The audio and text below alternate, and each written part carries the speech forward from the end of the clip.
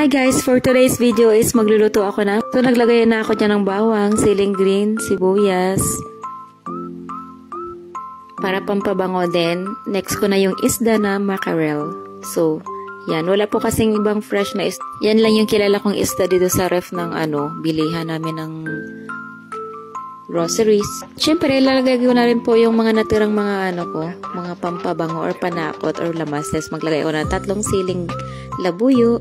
Di pa talaga ako kontento sa anghang, dinagdagan ko talaga. Tapos maglagay ako dyan ng oil, little bit soy sauce, then bitchin at saka asin. Tapos next is more paminta. Then last is maglagay na rin ako dyan ng suka. Yan po ako gumawa ng paksiw guys. Maglagay na rin po ako ng water. Kanya-kanya pong trip ng pagluluto. So ayan.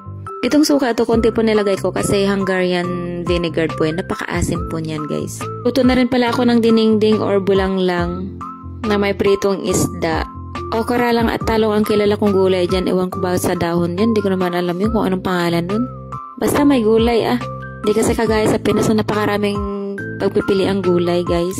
Kanya-kanyang diskarte pag OFW ka. Basta't masarap at may lasa, fights na yun. So ilalagay ko na tong undecided ko anong pangalan ng gulay na to. Pero mabilis lang siya lutuin guys. Masarap siya. So yan lang guys.